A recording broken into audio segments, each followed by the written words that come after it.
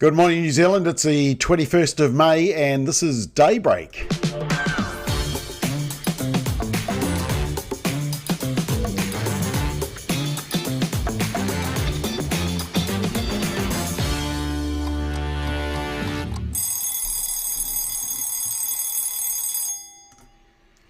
Here we go, middle of the week, Wednesday, hump day as they call it. Let's get straight. Look, today, I thought there was a shortage of news, but actually a couple of stories that I came across this morning.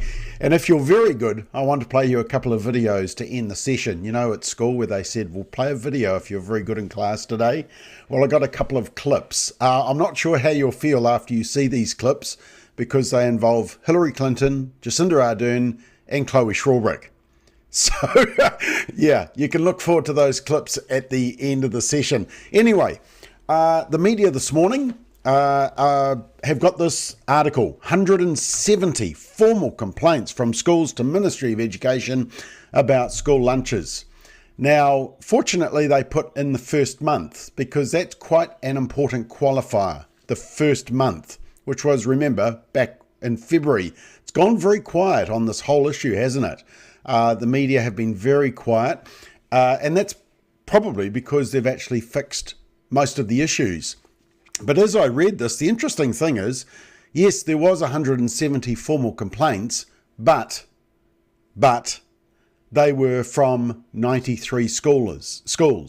So less than 100 schools actually made the complaints. It's just that some of them whined twice. These are the formal complaints: logistical issues, quality of meals, late deliveries, missed deliveries, and problems with the menu.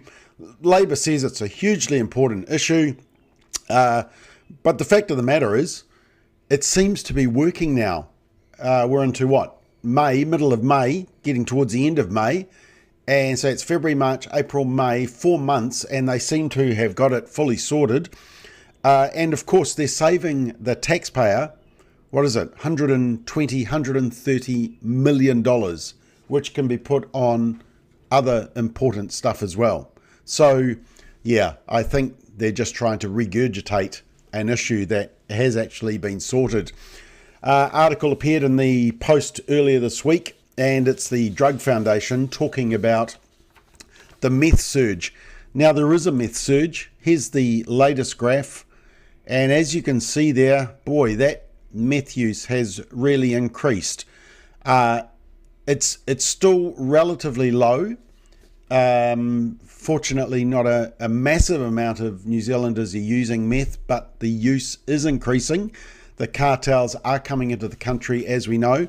And so the Druggie Foundation were allowed to have their say in the Dominion Post, the Wellington newspaper. And of course, they say the usual lines, as you would expect from the Druggie Foundation. So surely it is time to admit our current approach on meth being illegal isn't working. That it's time to give up on the war on drugs and the tactics that go on it. Well, on that basis, I made a list.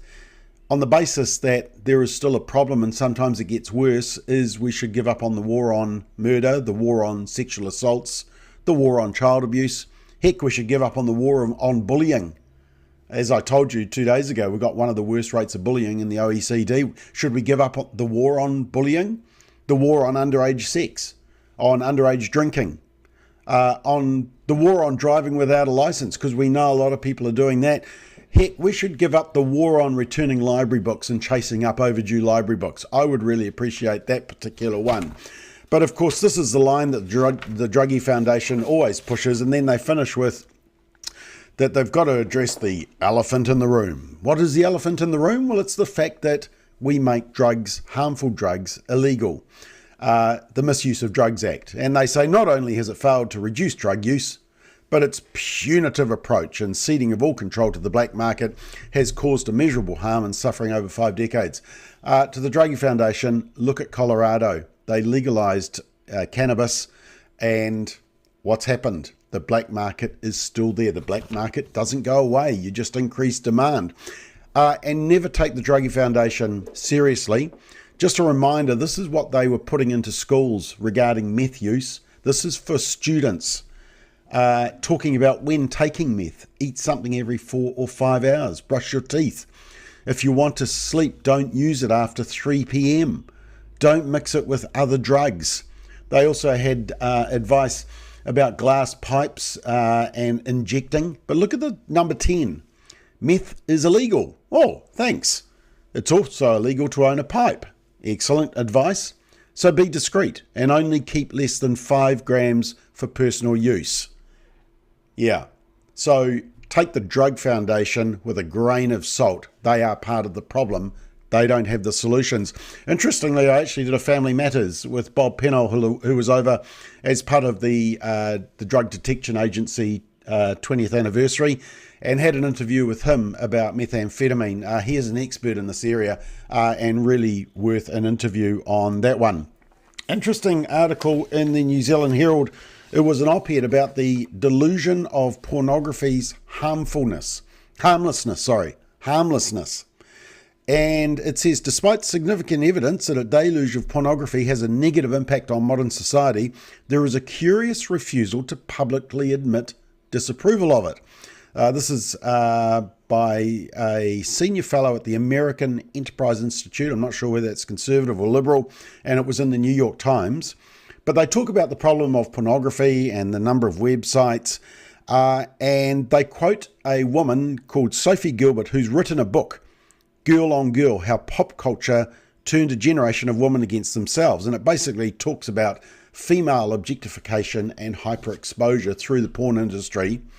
But the interesting thing is that in her book, while she's unsparing in her description of how bad pornography is and its warping effect on culture and consumers, she's curiously reluctant to acknowledge what seems obvious. Porn hasn't been good for us. She says, I'm not interested in kink shaming. I'm not remotely opposed to porn. But here's the interesting thing in this article. Despite significant evidence that a deluge of pornography has a negative impact on modern society, there's a curious refusal, especially in progressive circles, to publicly admit disapproval of porn. Criticising porn goes against the norm of non-judgmentalism for people who like to consider themselves forward-thinking, thoughtful, and open-minded. Well, let me add inclusive and diverse to that. There's a dread of seeming prudish, boring, uncool. More generously, there's a desire not to indict the choices of individuals. So it's the libertarian approach, but it's also the left-wing approach. Love is love, be yourself, be who you are. We'll come back to that one. But a lack of judgment sometimes comes at the expense of discernment. As a society, we're allowing our desires to continue to be moulded in experimental ways for profit by an industry that don't have our best interests at heart. And then it says, the only people who seem willing to openly criticise the widespread availability of pornography tend to be right-leaning or religious. Those Christians. And are instantly discounted, often being disparaged as such, but cracks are beginning to appear in the wall. The fact that they've printed this article shows that cracks are beginning to appear in the wall. And actually, yesterday, Trump signed a very good bill, a revenge porn bill, criminalising online sexual exploitation. Here's another report about it. The welfare of our children, well-being of our children is central to our future.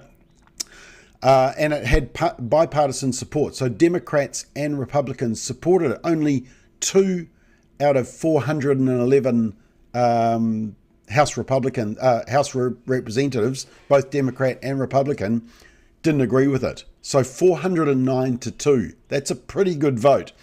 And the Take It Down Act would impose legal penalties for creating deep fake artificial intelligence created pornography using a victim's image. And so social media and other websites have to remove the image within 48 hours of receiving notice from the victim. So, look, this is part of the solution. It doesn't solve the whole problem, but Melania Trump obviously was on a campaign with this, supported by her husband, President Trump, and that is a good law. Now, actually, a ACT MP, Laura, and look, I apologise, I've forgotten her surname, and someone will tell me. Laura McClure, I think it is, ACT MP, actually has a bill on this issue currently in the ballot, in the biscuit tin. So we'll see if that gets drawn. I was interested to see this story, that if you want to be a candidate, and we talked about the Episcopal Church in the US had lost their way. They want to be diverse and receive immigrants. And remember, they told President Trump in a sermon just after he became president that he needs to accept immigrants. But as I told you 2 days ago, they want to take immigrants, but not white immigrants from South Africa. And so the Episcopalian Church have said, well, we're not going to help with that. The Presbyterian Church in the US also seems to be having difficulties understanding scriptural mandates. They're going to require ordination candidates to be asked about their views on LGBT issues.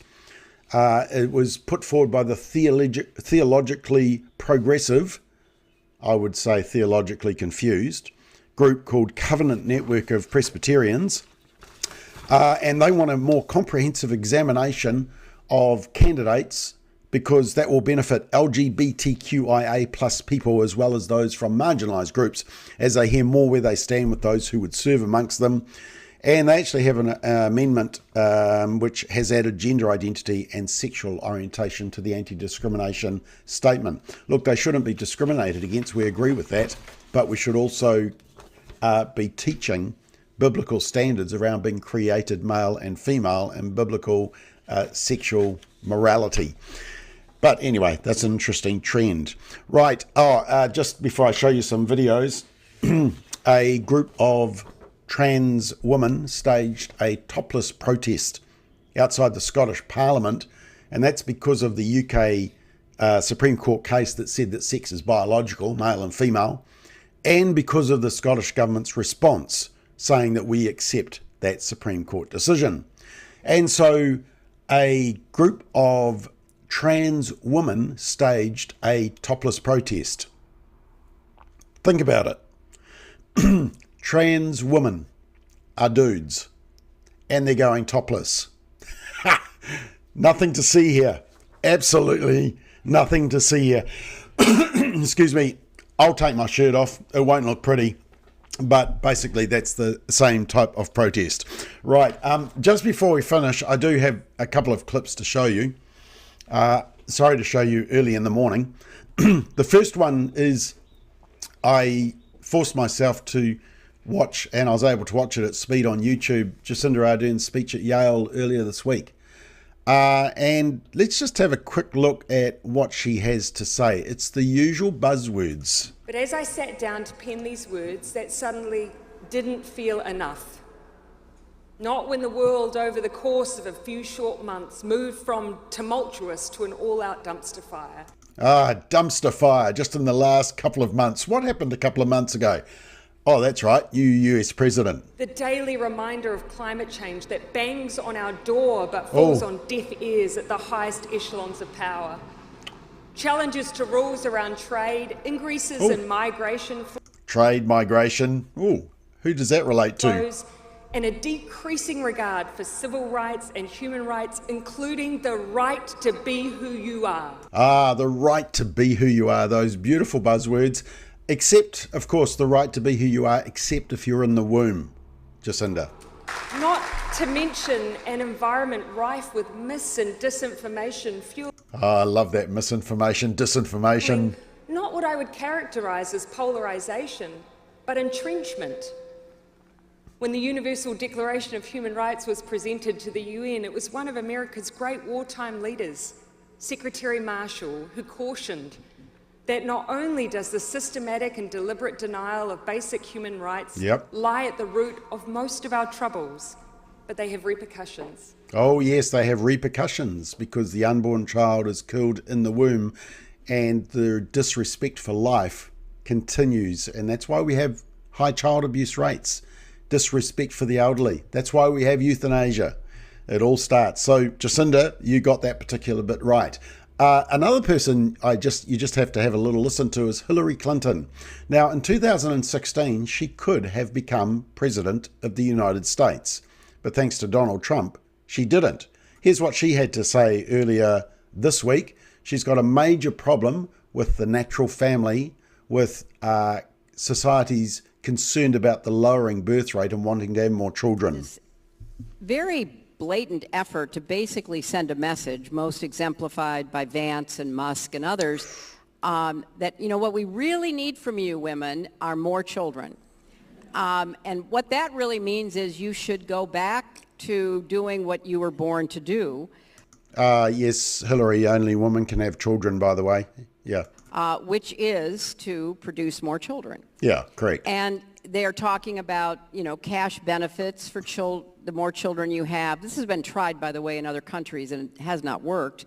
No, it has or actually. medals if you have 6 children. While they're contemplating cutting Medicaid, while they have no interest in paid family. Okay, that's enough of that, but let me just show you who she puts the blame on at the end. Most children in our country are immigrants, and they want to deport them. So none of this adds up. But, you know, one of the reasons why our economy did so much better than comparable advanced economies across the world is because we actually had a replenishment, because we had a lot of immigrants, legally and undocumented, who had illegal immigrants, you know, larger than normal by American standards families. So this is just another one of their, you know, make America great again by returning to the lifestyles and the economic arrangements of not just the 1950s. I mean, let's keep going back as far as we can and, you know, see what happens.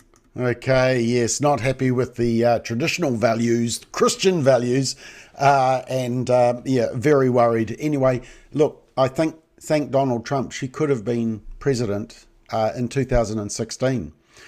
And of course, actually, when you think about it, last year, Joe Biden could have become president despite the condition he is in, sadly. But that was all covered up. We were all gaslit about that. And of course, if Biden had won, Kamala Harris would have automatically stepped up to president. Interesting what happened over there. Just one final video to watch. You're really getting punished today. And this is how not to do a media interview. This is Chloe Swarbrick turning up to talk about the budget, the Greens' alternative budget. The trouble is when you talk fiscal figures, you actually need to know what those figures are and understand them. And as you'll hear in this interview, you'll hear, well, I'm happy to get the granular details on those marginal calculations. I'll need to come back to you on those details. I don't have those specific figures. And talks about gotcha figures, which basically means that it's got her because she doesn't know what they are. It's actually quite funny. She also completely overestimates the average household income. It's quite funny to watch. How did you account for capital flight? Why wouldn't wealthy New Zealanders just move overseas? Yeah, so that has been accounted for through avoidance measures and otherwise, and they've been independently. What are the numbers? Well, they've been independently. Off the top of my head, I'm more than happy to get the granular detail for you and come back to you on the specifics of. I mean, that's a big part of it, though, right? But what those marginal calculations are. Have you changed your accounting for capital flight to account for the additional taxes that you are now proposing? I'm going to be completely honest with you and say that I'm going to need to come back with you to you on those details. It's an obvious question. What are wealthy people going to do? Are they going to go overseas? That's a risk that Treasury has identified. And if you can't tell us how you've accounted for that risk and you want to be considered adult and serious... Ooh. What I'm telling you is that we have accounted for those risks, but I don't have those specific figures for you off the top of my head, and I'm more than happy to come back to you on that. And I'm more than happy to talk about the substance of all of this, but again, I don't think that it's a constructive debate if we're just focusing on those gotcha moments. Yes. I'm sorry, that would be the type of clip you show when you're doing media training and people haven't got their basic facts when they turn up to an interview and they try to bluff and bluster their way through it, and it did not go well. So, look, I've shown you Hillary, Jacinda and Chloe, just in complete contrast to lift your day. Before I finish today, let me show you a post-match interview with Ardie Savea. From you and your team, just what does this mean to you in this group? Thank you for love, Jeff. I just want to give thanks and all glory to Jesus. Without him, we wouldn't be where we are today. And we talked to Tana Umanga after games, and he talks about belief. Is all this team needed a little bit of belief to get where they deserve to be? All we need is a little bit of faith, and we let God do the rest. And that's what we're doing. We're controlling what we can control, and we're letting the rest just happen with the Holy Spirit. That's a pretty good post-match speech. Father, Son, Holy Spirit. Got the Trinity in. That's to make up. So that's Ardie makes up for Jacinda, Hillary and Chloe. So hopefully you have recovered and are feeling better. All right, that's all we've got time for. Simon will be here tomorrow morning with some more in-depth analysis on solid ground. And tomorrow night on Political Playback, Simon and I will be talking about the budget. We'll be trying to find something exciting to talk about in the budget. And, of course, a lot of other stuff about bad behaviour in Parliament and other political things. So anyway, have a great Wednesday. See you again.